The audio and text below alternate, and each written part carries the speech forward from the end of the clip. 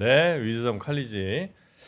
자, 저희 그 스튜디오에도 이제 위즈덤 칼리지 딱 이게 좀 붙어 있는데, 네. 예를 들면 뭐 조금 전에 나왔던 마이클 샌델 뭐 이런 분들 사진이 있잖아요. 네. 그럼 그냥 그 책 광고인 줄 알더라고. 네. 아, 이게 뭐라 아, 이게 여기서 만날 수 있다는 건 생각을 못 해. 아. 예, 베르나르 베르베르? 아, 뭐 책 나왔나? 이렇게 하고 그냥 지나가시더라고. 네, 네. 광고가 잘못됐지. 아. 예, 그건 이제 우리가 잘못한 건데. 뭐 잘못일 수도 있는데 네. 저는 이런 형태의 플랫폼이 없었기 때문일 수도 있다고 생각을 해요. 그걸 잘 알려드려, 친절하게 네, 알려드려. 그러니까요. 네. 예, 하여튼 그걸 저희가 반성하도록 하겠습니다. 말 그대로 칼리지입니다. 예. 우리는 배울 수 있는 곳이에요. 네, 직접 거기에 만나서 교수진들이 이런 분들이 하는 겁니다. 네네. 강사분들이. 예, 정말 대단한 분들 많이 모셨으니까요. 한번 쭉 들어보시면서 여러분의 교양도 쌓아 가시기 바라겠고, 자, 그러면 우리 교보증권의 박병창 이사님과 함께 어제 또 미장이 안 좋았던 것 같은데, 또 매일매일이 아주 그냥 살얼음 반입니다. 어서 오십시오. 예, 어서 오세요. 네, 반갑습니다. 네. 아유, 편안하게 갈 때가 좋았죠. 지난 한 2, 3주 전쯤만 해도 얼마나 좋았습니까, 우리. 아유, 오늘도 오르겠지 뭐 이러면서 아침에 이사님 만났는데. 그랬었는데. 네, 이제 너무 약간 왔다 갔다 합니다. 뭐 두 달 동안 우리 시장은 급등을 했고요. 그 전 두 달이니까 10월, 9월, 8월에는 십자형이라고 하죠. 일본문어로 도지형. 네. 네. 그러니까 작은 조정이 있었고요.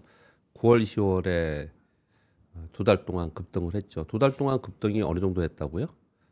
27%. 지수가. 네. 진짜 많이 했어. 지수가. 네. 네, 그러다 보니까 굉장히 강한 거에 익숙해 있어서 그렇죠. 네. 그러니까 지수가 27% 올랐어요. 두 달 동안. 그러니까 조정을 받을 만은 하죠. 네. 조정 받을 만은 해요. 근데 이제 조정을 볼 때마다 야, 이게 고점이 아닌가. 이제 좀 낙폭이 큰 게 아닌가. 그리고 종목별로는 또 낙폭이 커지니까 사실은 수익이 낮더라도 계속 들고 있는 사람은 수익 난 거에서 빠지지만 그렇지 않고 수익 실현했다가 네. 다른데 왕창 또 베팅을 했는데 거기서 30% 빠져. 그러면 수익 난 거에서 원위치 한 게 아니고 또는 수익이 줄어드는 게 아니고 마이너스도 갈 수 있어요. 이런 상황이 그렇죠. 되면은. 네. 네, 그런 상황이니까 지금 이제 걱정스러운 부분이 좀 있고요.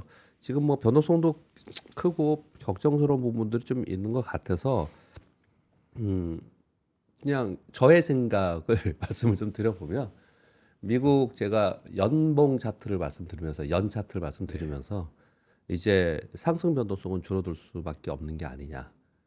그리고 내년도에요. 지금은 내년을 준비하면서 움직일 거 아니에요. 또는 작은 음봉이 나올 수 있다라고 저는 생각을 합니다. 그렇게 말씀을 드리고요. 네, 그런 가운데 지금 AI 버블론을 가지고 지금 이렇게 얘기를 좀 하고 있지 않습니까? 미국은 4월 이후에 지난달까지 계속 상승했어요. 이번 달 처음 이러는 거예요. 처음 이러는 거죠. 근데 고평가 논란이 있는데 상황 속에서 AI 버블론 얘기 나오니까 그런데 5, 6, 7, 8, 9, 10 오르고 6개월 오르고 7월에 이번 달에 음봉이 아주 크냐 그렇지도 않고 네. 지금 음봉이 좀 작은 음봉이 나오고 있는데 그런 상황 속에서 고점론 또는 이제 추세 전환했다 이렇게 얘기하기에는 좀 성급하다라는 생각이 좀 들고요. 그리고 지금 조정을 보니까요. 이게 내리 하락하지 않아요. 지금 두 분이 그렇게 말씀 주셨잖아요. 왜 이렇게 변동성 막 주면서 지금 좀 불편하다라는 거잖아요. 네. 내리 추세적으로 하락하는 게 아니고 지난 2주 동안 미국 시장이 주 초에 올랐다가 주 후반에 확 밀렸다가 또 주 초에 다시 올랐다가 이래 왔잖아요. 물론 그러면 조금 좀 내려왔습니다. 우리나라 지수 지금 얼마입니까? 4,089포인트예요. 최고점이 4,200포인트였잖아요. 이게 뭐 밀린 게 있나요? 이렇지 않습니까? 그러니까 뭘 설명드리려고 하냐면 변동성이 커진 거예요.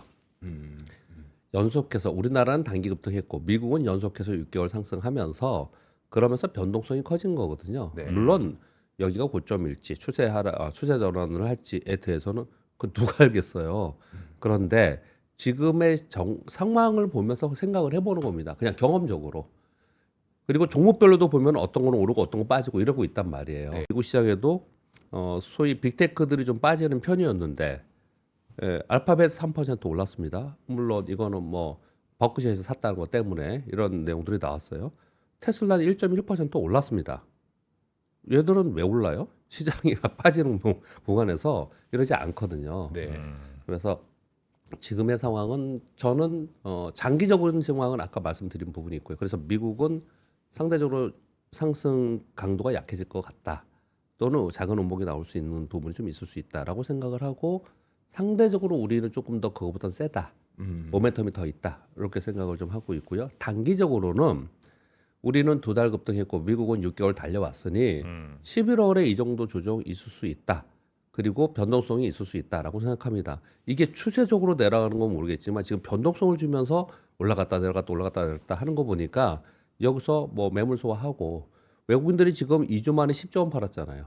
네. 지수는 지금 4,100포인트 근처에 있습니다. 그러니까 그것을 지켜내고 있는 거지 않습니까? 네. 이런 상황에 있다는 얘기는 이번 조정 후에 다시 위쪽을 바라보는 시각이 여전히 시장에 심리적으로 있다라는 생각이 들어요. 그래서 우리나라는 예전에는 이제 중소형주의 대주주 양도세 때문에 12월에 좀 약한 경향을 좀 갖고 네. 그리고 11월에 북클로징 때문에 좀 약한 경향을 가져요. 그렇게 움직이다가 12월 중순 이후부터 1월, 2월까지 좀 강세장이 우리 시장의 좀 특징이었어요. 네. 그래서 산탈레일의 얘기라는 얘기가 있는 이유가 그런 거예요. 아, 그래서 지금 11월에 첫 주, 두째 주, 셋째 주 지금 이런 흐름을 좀 보이면 그러면 여기서 지금과 같은 소화를 좀 해내면 이후에 12월 중하순부터 1월, 2월까지 우리 시장 그리고 미국 시장은 상대적으로 좀 약하다고 좀 생각이 들지만 다시 한번 위쪽으로 올라가는 그런 흐름이 되지 않을까라는 저희 개인적인 생각을 저는 현재 네. 가지고 있습니다. 이것은 지금 나오고 있는 매크로의 지표나 환경이나 이런 거 가지고 보통 분석을 하잖아요.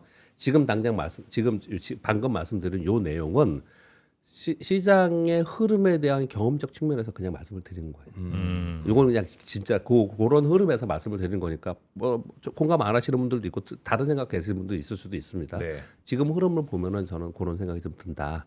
워낙 지금 또 걱정스러운 뉴스들도 있고 하기 때문에 먼저 요거부터 말씀을 좀 드리고요.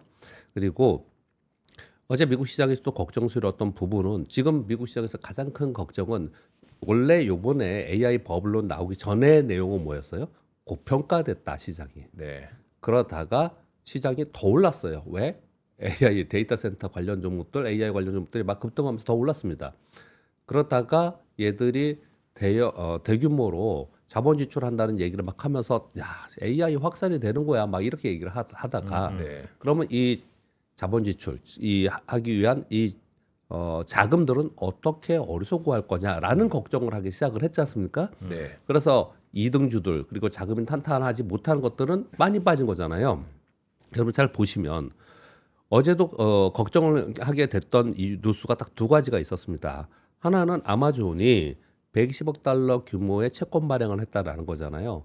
이것 때문에 야 이거 돈 어마어마하게 필요하구나. 나중에 네. 이거 어떡할 거야. 그리고 이런 채권 발행, 회사채 발행 계속 하다 보면 결국은 이 스프레드 벌어지는 조달금리가 점점 더 높아질 수밖에 없고 이런 상황이 되면은 여기 위기가 발생하는 거 아니야? 이제 막 더 나가면 네. 이런 얘기들을 좀 하는 거거든요. 근데 보시면 아마존 120억 달러 채권 발행했는데 아마존 마이너스 0.78% 빠졌죠. 전에 메타가 회사채 발행했을 때 메타 급락했어요. 또는 다른 뭐 코어이버나 뭐 다른 좀 후발에 있는 애들은 네. 급락했어요 다. 네. 이게 그렇게 안 빠지잖아요. 그러니까 아마존이나 알파벳이나 얘들은 소위 하이퍼스케일러에 있는 자금 창출 능력이 있는 애들은 그렇게 영향이 없는 거예요 지금. 네. 그러니까 그 후발에 있는 거에 막 걱정을 하는 부분이 있다. 그렇게 좀 말씀 좀 드리겠고요. 그래서 아무튼 어제 미국 시장에서는 아마존도 돈이 필요해. 이 얘기를 하면서 시장이 하락하는 부분이 있었고 또 한 가지는 피터 틸 팔란티어의 창업자이고 현재 대주주이죠 아직도 대주주이죠. 이분이 엔비디아 주식을 작아요. 그렇게 많지 않습니다. 근데 전량 매각했다라는 거예요. 근데 전에 그 소프트뱅크에서 엔비디아 지분 전량 매각하는 것도 네. 왜 이상해 AI 투자를 한다면서 왜 이거를 매각해 그렇게 표현을 좀 했는데 대답은 뭐였냐면 소위 스타게이트의 투자하기 위한 네. 오픈 AI에 투자하기 위한 것이다 이렇게 비교를 좀 했었거든요. 근데 요번에 피터 T라고 하는 사람이 엔비디아 전략 매각한 거는 일종의 이런 거잖아요. 팔란티어는 뭐 엔비디아의 회사 내부자는 아니지만 거의 내부자격에 가깝잖아요. 우리가 왜 고점의 징후들 몇 가지, 막 5가지, 7가지 이런 얘기 하잖아요. 거기서 네. 뭐예요? 내부자가 팔면 안 된다라는 거잖아요. 근데 거의 내부자격에 있는 분이 매각을 했다? 야, 이거 참 찝찝하다. 이 두 가지의 재료로 시장이 야, 이거 좀 더 많이 빠질 수 있다. 지금 AI 관련주들이 이런 것들이 반영이 좀 된 것 같아요. 그래서 쭉 빠졌습니다. 엔비디아가 저점 3%까지 빠지고 뭐 이런 모습을 좀 나타냈거든요. 근데 S&P 500 기준으로는 저점이 오후에 마이너스 1.41%였는데 그게 시장에 전반적으로 지배를 한 거고요. 그런 가운데 장 막판에 반등을 주어서 낙폭은 약간 축소했거든요. 엔비디아는 저점 마이너스 3%에서 마이너스 1.88%가 됐고 S&P 500은 마이너스 1.41%에서 마이너스 0.92 뭐 많이 올리진 못했습니다. 그러나 요거 중요한 게 왜 그러냐면 이 60일 이동 평균선을 또 지켰어요. 어제도 아무튼 이 지지 라인을 지켰습니다. 이게 보통은 기초 분석에서 20일 MA, 60일 MA, 뭐 120일 MA 이런 얘기 안 합니다. 네. 근데 언제 이런 얘기가 나오냐? 시황의 뉴스에 여러분들이 기회 들릴 때는 시장이 올라갈 때나 안정적일 때 이런 얘기 안 해요. 막 빠지면 그럼 여기가 지지야, 여기가 지지야, 여기가 지지야 이런 얘기를 막 해요. 요즘에 이 얘기 제일 많이 나오는 데가 어디냐면 비트코인에서 비트코인 시장 분석하는 사람들이 지금 어디 지지야 맨날 이런 얘기를 해요. 네. 그런 얘기를 하는데 시장에서는 종목은 20일, 그러니까 20일이 제일 중요해요. 네. 근데 요번에 가파르게 올랐기 때문에 60일 얘기를 좀 하는 거고요. 그 얘기는 뭐냐면 지지가 뭐 중요한 거냐. 기초 분석 폄훼하는 사람들 얘기를 하는데 이제 심리를 얘기하는 거예요. 그 밑에 갔더니 저가 매수가 좀 있었더라라는 걸 얘기를 좀 그냥 그 정도 선에서 말씀을 드리는 거고 그 순간에 반등을 했던 이유가 있었습니다. 월러 이사가 12월 25일피 금리 인하 지지 선언을 했어요. 금리 인하하는 것을 맞다고 본다라고 얘기를 했습니다. 네. 그러면서 반등을 했거든요. 그러면서 약간 반등을 하는 거 보니까 이게 무슨 얘기예요? 기존은 금리야, 금리. 기존은 금리구나. 보세요. 금리를 계속 만약에 인하한다라는 시장의 컨센서스가 되어 있으면 이 회사들이 국채 발행을 막 이렇게 해도 이렇게까지 걱정 안 할 거예요. 네. 그러니까 지금은 금리 인하의 기조가 멈추는 거 아니야 걱정하고 있는 가운데 채권 발행은 계속 돼야 되고 이런 상황이 좀 있는 거군요. 그러면 금리가 더 떨어지지 못하면 높은 금리의 채권 발행이 계속 돼야 되는 거거든요. 이런 부분들이 복합적인데 아무튼 기저에 이게 있는 상황 속에서 월러 이사가 12월 금리 인하 지지 얘기 나오면서 살짝 반등 주는 그런 모습을 나타냈다. 네. 그래서 어제 미국 시장 그런 흐름에 대해서 설명을 좀 드리겠고요. 그러면 보시면 제가 요즘에 이제 이걸 이제 몇 가지 같이 가져오면서 맨날 불러드리는데 금이 1.2% 빠져서 4,045달러가 됐고요. 그리고 비트코인 선물이 요즘에 아마 시장에도 더 영향을 좀 주는 것 같아요. 비트코인이. 비트코인 선물이 3.1% 빠져서 91,885달러. 이거 제가 타이핑하는 그 순간이에요. 지금 약간 올라왔는지 내렸는지 모르겠지만요. 이게 직전에 얼마였습니까? 12만 4천인가 12만 5천이었어요. 그렇게까지 갔었나요? 예, 12만 얼마 불. 전만 해도 12만 그렇죠. 달러 네네네. 거기 근처였어요. 근데 지금 9만 천까지 왔거든요. 그럼 무슨 일이 벌어질까요? 로스컷이 있습니다, 여기도.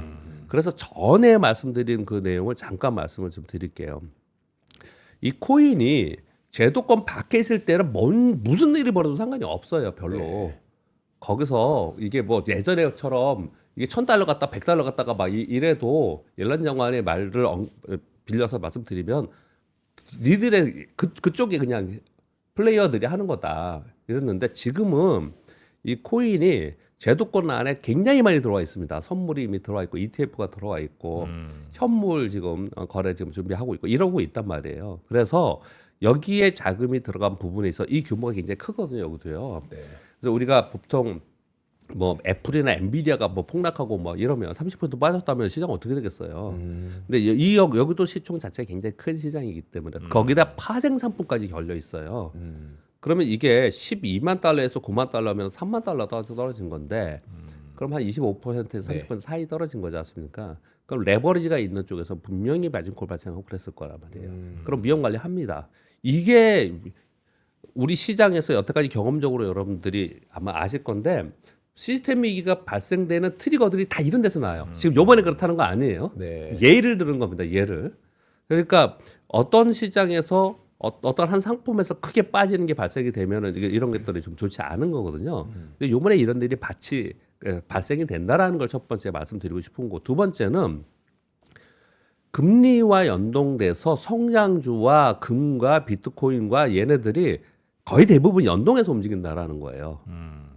얘네들을 각자 따로 놓고 막 이렇게 예전엔 그랬잖아요. 전부 다 각자 따로 놓고 뭐 제가 하나를 말씀드려볼까요? 만약에 시스템 위기가 오거나 전 세계에 무슨 굉장한 충격을 받으면 그러면 대체 투자로서 안전하게 거기에 영향을 받지 않는 금이나 또는 온라인 금인 비트코인을 사야 된다. 비트코인을 갖고 있으면 돼. 막 이런 얘기를 했잖아요. 네. 아, 눈으로 보잖아. 안 그렇다니까요.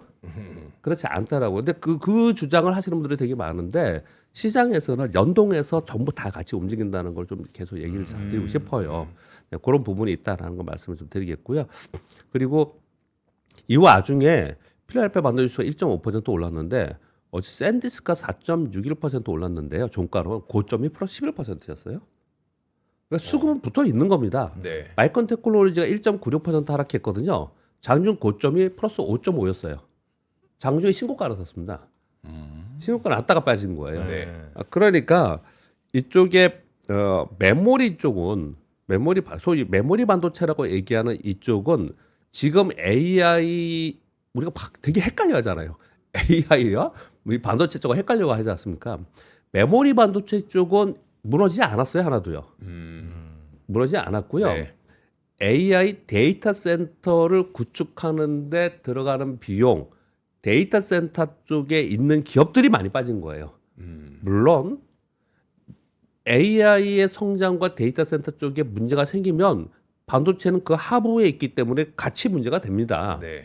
근데 현재 이쪽이 막 30%씩 빠지고 그러고 있는데 샌디스크나 마이크로나 얘네들이 빠지지 않고 신고가 근처에서 계속 거래가 된다는 얘기는 전반적인 AI 성장과 메모리의 성장이 고점 찍고 다 내려갔다라고 시장은 인식하지 않는다라는 거예요. 투자자들은요. 네. 이거는 누구의 말이 아닌 돈이 그렇게 얘기해주고 있다라는 거예요. 시장이. 그런 정도 말씀을 좀 드리겠습니다. 네. 그리고 어제 우리나라 시장은 1.94%. 아, 이거 근데 사실 이 변동성이 좀 줄어야 되는데요. 네. 네. 뭐 3%씩 2% 기본으로 움직이고 있으니까 이 변동성이 어느 순간 좀 줄어야 됩니다. 그래야지 안정이 되는 건데 네. 지금은 이게 쉽게 변동성이 줄지 못해요. 왜요? 다시 말씀드리지만 27% 지수가 27% 올랐는데 어떻게 변동성이 없습니까? 네. 그리고 SK 하이닉스는 얼마 올랐다고요? 2달 동안요? 100% 올랐어요. 거의 100% 올랐습니다. 그러니까 변동성이 클 수밖에 없는 거예요. 그래서 보통 기적 분석에서는 이격이 확 벌어졌지 않습니까? 이격이 아시겠어요? 밑에 있는 이평선하고 가격의 이격이 벌어지면 이격 줄이는 조정이 발생이 되고 그래야지 변동성이 줄어들어요. 그때까지는 네. 이 변동성이 있거든요. 그런 구간을 지금 있다라고 보시면 될 것 같고요. 외국인은 한 5,700억 정도뿐이 안 샀어요. 근데 어제 삼성전자 3,000원 샀고 SK하이닉스를 3,400억 샀어요. 6,400억 두 종목을 샀습니다. 삼성전자 3.5% 올랐고 SK하이닉스 8% 올랐고요. 8.2%. 그 SK하이닉스가 훨씬 크죠. 네. 네.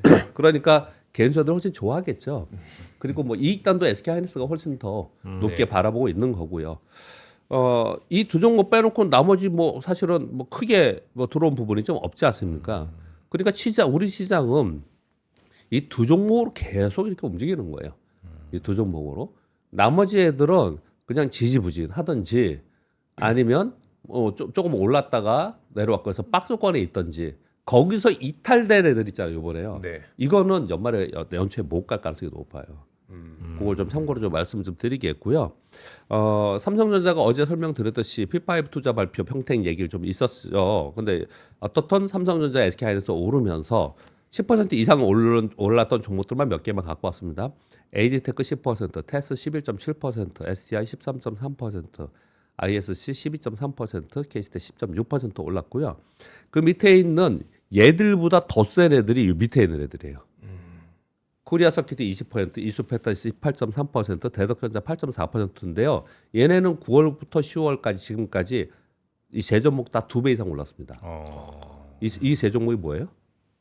기판입니다. 네, 기판. PCB 애들이에요. 이 기판 애들.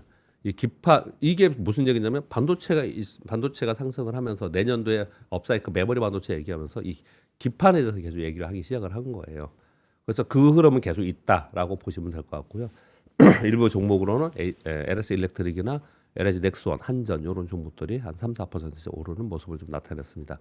그 외에 있는 종목들은 그렇게 좋지 않았는데 가만히 보시면 여전히 시장은 반도체하고 전력기기, 뭐 방산, 뭐 조선도 어저께 좀 올랐고 조선 뭐 이 대두리 내에 있지 다른 데 가 있지는 않거든요.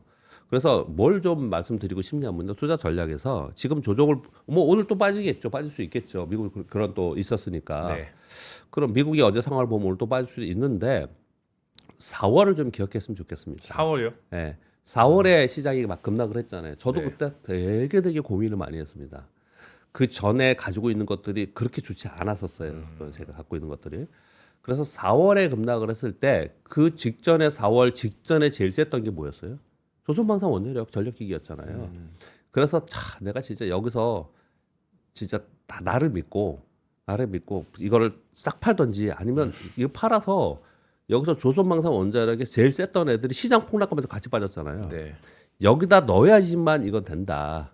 이렇게 해야 된다는 생각을 되게 했는데 많이 못했어요. 그거를요. 못했거든요. 이번에 똑같은 거예요. 이번에 이렇게 뭐 하락 조정이 계속 나온다. 그러면 이 기간 동안 이게 지금 2주뿐이 안 지났고 지금 3주 차인데 이게 11월까지 됐던 12월 초까지 됐던 간에 이런 일이 벌어지면은 그러면 내년 초 시장을 보고 아니면 내년 상반기 시장을 보면서 바로 직전에 제일 셌던 걸 그냥 사야 됩니다. 이번 조정에. 바로 직전에. 근데 이걸 많은 분들이 알아요. 그래서 우리 투자 격언에 그런 얘기가 있는 겁니다. 많은 분들이 그걸 알기 때문에 진짜 갈 주식들은 빠질 때 안 빠지는 거예요, 잘. 근데 거기서 많이 빠졌다고 해서 얘는 저까지 올라갔는데 여기까지만 빠졌네? 그러면 이게 많이 빠졌으니까 얘는 위로 업사이드가 더 크네? 라고 하시면 안 된다라는 거예요. 네. 그래서 안 빠지는 건 안 빠진 이유가 있는 거거든요. 걔네들이 다시 고점을 돌파하고 올라갈 수 있는 거기 때문에 제 판단으로는 지금의 지난 4월을 다 되새기면서 지금 내 포트폴리오를 지금 현재 별로 좋지 않았다면 네. 내게 이번 상승에 좋지 않았다면 우리 요번에 그랬지 않습니까? 조선일보가 어디 그 기사들 보면은 지수가 2,500, 600부터 시작을 사실 한 거죠. 그래서 4,200까지 왔는데 개인 투자들의 50% 이상이 현재 다 마이너스래잖아요. 이 기간 동안 전에 마이너스가 아니고 네. 이 기간 동안 마이너스라고 얘기를 하죠. 네. 근데 그건 이제 어떤 포트폴 어떤 종목을 갖고 있었냐의 문제지 않습니까? 네. 지금은 좀 그런 고민을 하고 그걸 좀 생각해야 되는 게 아닌가라고 생각을 합니다. 요 정도 말씀드리겠고요. 신황에 대해서는 그리고 지금 이제 자본 지출 빅테크들의 자본 지출에 대한 의견들이 제일 많은데 그 부분에 대한 내용들이 뉴스들이 있는 걸 몇 가지를 한번 전해드리도록 하겠습니다. 일단 제프리 건들라 이분께서는 현재 금융시장 자산 가격이 지나치게 고평가되어 있다. 약 1.7조 달러 규모의 사모 대출 부분이 다음 대형 위기의 발원지대가 될 가능성이 있다. 이 얘기를 끊임없이 하고 있습니다. 네. 그래서 이렇게 하고 있는 상황 속에서 채권 발행에 대해서 이제 우려를 하는 거예요. 설명을 좀 드리겠습니다. 아마존이 150억 달러의 채권 발행한다는 얘기가 있고 그리고 40년물 채권 금리를 국채 대비 1.15%의 가상 금리를 적용한다는 얘기가 있습니다. 요걸 가지고 뭐 M&A 자사주 매입 이런 거 한다 그러는데 사실 거의 대부분 클라우드 서비스를 위한 AI 인프라 투자에 상당부 사용할 것입니다. 왜냐?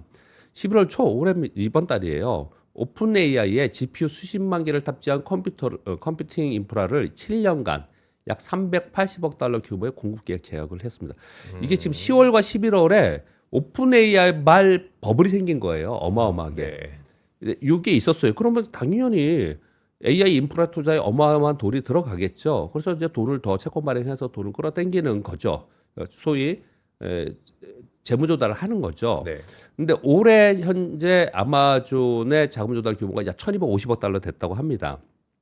내년 한 1,470억 달러. 여기는 원래 되게 대규모로 하는 곳이에요. 근데 요번에 여기서 이제 추가적으로 했다는 얘기인데 참고로 지금 걱정하는 게 이런 얘기들을 하는 거예요. 오라클이 9월에 180억 달러, 10월에 380억 달러 발행했죠. 메타가 300억 달러 발행했죠. 알파벳이 뭐 4월에 했었는데 11월에 250억 달러 채권 발행하죠. 그래서 요것만 합쳐도 한 1,230억 달러 정도 돼요. 지금 이게. 네. 근데 내년에 필요한 게 얼마라고 지금 계속 얘기를 하냐면 1.5조 달러. 지금 JP모건은 10배 1.8조 달러 전망한다는 거예요. 이렇게 계속 얘기를 하고 있으니까 이거 어떡할래? 이대로 가면 이게 괜찮을까? 네. 얘기를 벌써 걱정을 하고 있는 거거든요. 근데 미리 걱정하는 거는 시장에는 나쁘지 않을 거라고 생각이 들어요. 네. 걱정하지 않고 모두 다 막 와. 그래서 전부 다들 자 이때야 그러면서 모두 다 여기에 열광할 때 고점이 생기는 거거든요. 네. 그게 고점의 징후 중에 하나가 그거잖아요. 열광이잖아요. 네. 근데 지금 걱정을 하는 거지 않습니까? 그래서 저는 어떻게 이 표현을 하고 있냐면요. AI 그 데이터 센터 그 AI 버블의 1차 첫 번째를 요번에 했다고 저는 생각해요. 근데 한 방에 안 끝나고 또 하고 또 하고서 두 번 하고 세 번 하고 하다가 진짜로 그때는 네. 고점을 안 될 거라고 생각하는데 지금 처음을 우리가 겪고 있는 게 아닌가라고 저는 생각을 하고 있거든요. 요걸 걱정을 하고 있는데 또 어떤 걱정을 좀 하냐면 이런 거예요. 자, 지금 4번 뉴스는 뭐냐면 이 하이퍼스케일들의 자금 조달은 뭐 어떻게 할 거냐. 해당 기업들의 현금 흐름만으로 현실적으로 자금 감당이 불가하다. 필요한 자본의 50%는 신규 부채 조달, 프라이빗 크레딧 또는 ABS, 자산 유동화 얘기하는 겁니다. 이런 것을 활용해서 아마 할 거다. 그래서 뱅크 오브 아메리카에서는 요 와중에 되게 미운 말들을 했어요. 요때 요런 꼭 해야 돼? 읽어드려 볼게요. 내년도에 이 트레이더들의 핵심 거래는 클라우드 빅테크들의 회사채를 공매도하는 거야. 이게요. 얄밉죠. 네? 과도한 투자와 부채 증가가 클라우드 기업의 약점이 될 거야. 최근 1년간의 금리 인하 기조의 완화적 환경, 금리 인하 기조가 좀 둔화된다는 얘기예요. 네. 이게 정점을 지나고 있고 신용 스프레드가 확대되고 기업들의 부채 증가가 되는 거 보니까 회사채 공매도 해. 우리 그래서 돈 벌자. 뭐 이런 보고서를 낸 거예요. 이제 이런데도 이런 얘기를 하니까 정말 걱정스러운 거죠. 근데 이 뱅크 오브 아메리카에서 주식시장에서는 또 다른 얘기를 했습니다. 주식시장 하락 전환은 가까워 보이지 않아. 내년 5월 신임 연준의장 취임 전까지는 위험 회피로 전환 가능성이 낮고 투자자들은 여전히 주식 매수 기조를 유지하고 있는 것 같아. 다만 회사차 시장을 계속 걱정해. 이런 얘기를 지금 하고 있는 거거든요. 그런데 또 재밌는 뉴스가 하나 있었습니다. 2번요. 2번. 이게 아마 또 좀 노이즈가 좀 될 거라는 생각은 들어요. 트럼프 대통령이 올해 8월 말부터 10월 초까지 최소 8,200만 달러의 규모의 채권 매입을 했다는데 이거 정확하게 모르고 아마 최고는 3억 달러 이상도 추정을 좀 한다고 합니다. 3억 달러요? 네. 그러니까 정부에서 하는 거죠. 정부가 네, 채권을 정부에서 하는 거예요. 네. 근데 이들이 산 걸 보니까 회사차, 지방차 이런 걸 샀는데 인텔, 브로드컴, 퀄컴, 메타 이 기업들이 발행한 채권들을 대거 샀다라는 거예요. 그러니까 상당 부분 백악관 정책 수혜가 예상되는 기업들의 채권을 삼으로써 트럼프 대통령의 정책 관련 기업 및 지방채 매입으로 이해 충돌이 제기되고 있다라는 거예요. 그러니까 트럼프가 곧바로 반론을 얘기했습니다. 이거 제3자에서 관리하고 있고 얘들이 포트폴리오 다 구성하는 거라서 우리 개입 없어. 라고 얘기를 좀 한 거거든요. 이런 것들을 쭉 이어서 들어보면은 샘 알트만이 했던 얘기가 그럴 수 있겠구나 생각이 들었어요. 어떤 얘기요? 정부가 해줘야 돼 이거. 네네. 이거 지금 스타게이트와 이거 AI의 성장 미국이 1등이 되려면 정부가 지급 보정을 하던 자금 조달 해줘야 돼라는 얘기를 했었지 않습니까? 네. 그러다 시장이 막 충격을 받으니까 직접 달라는 건 아니었어. 라고 한 발 물러섰지 않습니까? 그때 기억나시죠? 한 2주 전에 그런 적이 있었잖아요. 그 얘기와 함께 이 뉴스들을 쭉 생각을 해보면 실제로 이렇게 될 수밖에 없고 이렇게 하고 있구나. 그러니까 그런 말이 나올 법했구나라는 생각이 좀 할 수가 있는 거죠. 이걸 지금 이 빅테크들이 정부가 어떻게 이 막대한 자금 지출을 시장에 충격 없이 끌고 갈 수 있을지에 대해서 시장이 지금 우려하거나 아니면은 주시하고 있는 상황이다. 그렇게 정도 정리하시면 될 것 같아요. 그런데 시장 전체에 대해서는 시장은 일부 종목의 이 우려가 직접적으로 있는데 쉽게 얘기하면 어떤 거겠어? 우리나라 같은 경우에서 비교해 보면 수익이 없는데 막 투자하는 데도 있잖아요. 껍데기들 우리 왜 다시 말씀드릴게요. 저 며칠 전에도 말씀드린 것 같은데 바이오 한다 그러면 바이오 한다고 막 그러고 2차 전지한다고 2차 전지 막 한다 그런 데도 있잖아요. 걔네들은 안 될 거라는 거예요. 이제 전부 다 안 될 거예요. 이제 그렇게 돼가고 있는 시장이다 이렇게 말씀을 드리겠습니다. 자, 3번 뉴스는요. 대만이 그 환율 관찰 대상국으로 지정되면서 환율 조작 불가가 이게 4월인가에 있었거든요. 근데 이번에 11월 14일 시장에 영향을 주지 않기 위해서 종료 후에 미국 재무부와 환율 조작 불가 공동 성명에 합의했다는 내용이 환율 있습니다. 조작 불가? 예. 근데 이제 이런 거예요. 뭐냐면 과도하게 무질서한 환율 변동수에만 대칭적으로 개입할 수 있고 나머지에는 환율 조작하면 되냐 안 된다라고 지금 미국 얘기를 하고 있는 거고 외환시장 개입 데이터를 3개월에 한 번씩 그전 6개월이었거든요. 3개월에 한 번씩 공개해라. 이렇게 얘기 좀 하고 있어요. 그래서 이게 왜 지금 뉴스를 가져왔냐면요. 우리 지금 원화 약세잖아요. 네. 지금 엔화 약세도 되고 있고요. 그리고 이번에 되게 웃긴 게 뭐냐면 왜 그때마다 그렇게 따로 얘기하는지 모르겠는데 우리가 상황예수가 중국 위안하고 되게 많았거든요. 그동안에. 맞아요. 요즘에 위안화 굉장히 셉니다.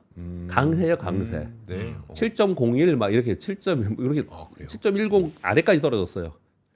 7.12 막 이렇게 올라갔었잖아요. 우리랑 엔화만 약한 거예요? 예, 그랬었거든요. 그래서 우리 내부에 문제가 있다라고 계속 얘기를 하고 그거는 지난주에도 설명드렸고 이번 주에 계속 설명드렸습니다. 이제 그만하고 그거는 여러분 다 아실 거고 사전 지식이 요게 요 내용이 앞으로 좀 볼만한 내용이에요. 뭐냐면 이렇게 되면 대만 달러는 어떻게 되겠습니까?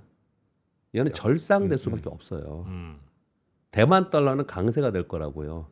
대만의 지금 수출도 좋죠. 어마어마한 GDP 성장률이죠. 거기에 이번 환율 조작 불가 요 성명에 합의하면서 대만 외환시장 당국에서 직접적으로 개입하기가 쉽지 않습니다. 당분간. 그동안은 살짝 개입을 하는데 지금 그게 안 된단 말이에요. 네. 그리고 이런 뉴스 하나 자체가 대만 달러가 절상될 수 있는 뉴스예요. 이 뉴스가. 대만 달러가 절상되면 최근에 5년간의 대만 달러와 원화의 5년간의 상관계수는 0.868이라고 지금 보고서가 나와 있습니다. 상당히 높죠. 네. 그러면 또 이것도 다른 게 되는 거예요. 우리가 뭐 외환 전문가분들도 그렇고 많은 분들이 어떤 게 나오면 그거에 대해서 분석 막 하잖아요. 이게 만약에 대만 달러가 이게 한번 그런 적이 있었죠. 작년에 한번 그런 적이 있었죠. 대만이랑요? 대만 달러가 한번 네. 갑자기 이게 텐트럼을 주면서 그랬나? 갑자기 우리나라하고 일본이 갑자기 환율을 움직인 적이 있었어요. 네네. 이게 지금 대만 달러가 만약에 강세로 기조로 이렇게 막 바뀌잖아요. 그러면 상당 부분 아시아 시장의 환율이 이게 바뀔 거예요. 이것 때문에. 그래서 이 부분도 여러분들이 좀 참고로 한편 생각하시면서 같이 좀 보실 필요가 있어요. 환율 많이 요즘에 여러 걱정도 많이 해서 보시잖아요. 네. 그렇게 할 필요가 있는데 이것만 또 볼 수가 없는 게 엔화가 어떻게 될지 모르잖아요. 네. 엔화가 지금 엄청 약세로 지금 또 다시 가고 있어요. 근데 그 부분도 사실 우리가 좀 그 틈새에 껴가지고 되게 애매한 상황에 있기는 한데 그 중에 한 뉴스 중에 하나가 요거이다라는 겁니다. 시간이 많이 가서 그냥 이렇게만 설명드릴게요. 네. 그리고 빈센트님이 여러분 좋아하시는 빈센트님 나오시니까 빨리 하겠습니다. 쿠팡이 엔비디아 손잡고 국내 GPU 오타가냈습니다. 클라우드 사업을 발표했습니다. 국내에 엔비디아 클라우드 파트너 NCP 자격 기업은 쿠팡하고 네이버 두 군데뿐이 없어요. 아, 그거밖에 없어요? 해외에는 이렇게 있고 엔비디아 클라우드 사업 아무나 하는 건 아니에요. 오. 두 군데뿐이 없는데 지금 쿠팡이 대량의 엔비디아 최신 칩을 확보해 클라우드 기반으로 다양한 AI 서비스를 하겠다. 그래서 한국 내에서 또는 아시아에서 아마존을 추격하겠다라는 제 계획을 목표를 좀 하고 있는 거예요. 그러면 당신들은 AI 클라우드, AI 서버 어디 쓰세요? 저희 쿠팡 서 이게 된다는 거예요? 그렇죠. 오. 그렇죠. 예. 지금 요번을 발표를 한 겁니다. 이 그 쿠팡이기 발표를. 때문에 오. 그러니까 아마도 판도가 상당히 부분 진짜 좀 있겠죠. 아마존하고 완전 똑같은 예, 상황을 가지고 그렇게 되겠죠. 이게 굉장히 중요한 거죠. 그래서 우리나라에서 되게 중요한 네. 겁니다. 이게 국내에서 한다는 거기 때문에. 그리고 제미나이예요? 제미니? 제미니 3.0을 이번 주에 공개한다고 하네요. 네. 그러면 또 거기에 따라 또 얘기가 많이 있겠죠. 네. 이거는 좀 호재성 제로인 거죠. 호재는 아니지만 호재성인 거죠. 그리고 디램이 구매자들이 보통 월 단위 분기 단위로 계약했는데 지금 6개월 이상의 장기 계약으로 해달라고 계속 얘기를 하고 있고 2026년 계약이 거의 다 끝나가지고 어렵답니다. 그래서 2027년 계약까지 협의 중이다라는 얘기를 좀 하고 있다고 합니다. 팔문누스는 여러분 다 아시는 겁니다. 수출 기업들이 달러 매도 시점을 늦추는 레깅을 좀 하고 있다고 해요. 그래서 원화 약세를 좀 붙이고 있다 이런 표현을 좀 쓰고 있습니다. 네. 앞에 시황하다가 좀 길어졌습니다. 지금 어떻게 여러분들이 좀 생각을 가지고 계시는 걸 좀 그냥 전 나름대로 생각을 말씀드렸습니다. 네, 뭐 여러 얘기가 나왔습니다만 참 기업들이 채권 발행하는 거 눈여겨 잘 보셔야 되고 전체 분위기에도 매우 중요하고요. 그리고 원화 환율은 최근에 좀 뭐 약간 안정을 찾아가는 것 같기는 합니다만 그래도 기업들이 여전히 불안함에 달러를 뭐 풀지 않고 있고 근데 이것도 장이 바뀐다는 분위기가 이렇게 또 형성되면 또 그때 막 내놓는 단기적으로 원화가 강해질 것 같지는 않거든요. 이것도 네. 개인적인 의견을 좀 드려보면 반대로 지금 이제 연말이지 않습니까? 내년도에 원화가 강세로 조금이라도 전환이 되잖아요. 우리 시장이 생각보다 세질 수 있어요. 그런 것도 있다라는 거예요. 한편으로 네. 생각해보면. 네네. 자 그런 것까지 함께 고민하시면서 투자 결정 잘 내리시면 좋겠습니다. 자 그리고 지난주에 이제 수능이 끝나고 네. 아빠와 아들 손잡고 미국 가자 뭐 이런 분들이 이제 한 분 두 분 생겨나시는 모양이더라고요. 그렇겠네요. 이제 제일 중요한 건 이제 설득이죠. 네. 누구를 설득해야 됩니까? 그러니까 고3 시험 보는 애를 설득을 해야 되죠. 친구들이랑 가고 싶을 텐데 아빠랑 네 그거 한번 이제 자제분 잘 야 이번에 가서 저 MIT 한번 갔다 오자. 네. 보스턴 한번 갔다 오자. 이제 이렇게 하면서 뉴욕이랑 뭐 이런 데 좀 얘기해 주시면서 미끼를 잘 던져 주시고 네. 덥석 물면 이제 데리고 바로 크리스마스 아빠와 아들 혹은 엄마와 딸도 좋네요. 네. 아니면 그냥 부모님들이 음. 친구들끼리 묶어서 보내주시는 건 어떨까요? 애들 그러니까 왜냐면 저희는 이제 인솔자가 있고 그럴 수도 있겠네. 그러네. 그 투어를 저희가 안전하게 저희가 기획을 하고 지금 그렇죠, 경험이 꽤 그렇죠. 많이 쌓였거든요. 이번이 9번째 미국 투어이기 때문에 네. 그 노하우, 그러니까 운영 노하우가 저희 제작진들도 그렇죠, 굉장히 그렇죠. 좀 많이 생겨서 생각해 보니까 그래, 그러네요. 애들끼리 보내고 네. 부모님은 또 혹시 합니까? 늦둥이 또 첫째 수능 보내고 이제 늦둥이 그렇게 해서 또 새 인생 또 시작하는 거면 새로운 활기가 또 주어지는 거고 네, 그럼 네. 또 열심히 일하게 됩니다. 얘 다 크면 얘 20살 되면 내가 80인데 하면서 자, 그렇게 또 삶을 살아 나가는 거죠. Life goes on입니다. 네. 자, 우리 박병창 이사님 오늘 아침도 고생 많으셨고요. 내일 뵙겠습니다. 감사합니다. 고맙습니다. 하버드 대학교의 수업 현장이 위스덤 칼리지에서 재현됩니다. In fact, let's give a microphone back here. Both of you stand up, because we want to discuss this. So, can you stand up also? All right. See if you can persuade. 소름 돋는 통찰, 끝없는 기립박수, 이 놀라운 순간을 만들어가는 건 바로 위스덤 칼리지와 당신입니다. 가끔가다 한 번씩 진행되는 특강이냐고요? 아니요. 2026년도부터 각 분야 최고의 전문가 17명의 꿈같은 강의가 계속 이어집니다. 당신의 삶을 바꿀 기회, 지금 최저 등록금 기간 위스덤 칼리지 2026 학년도에 입학 등록하세요.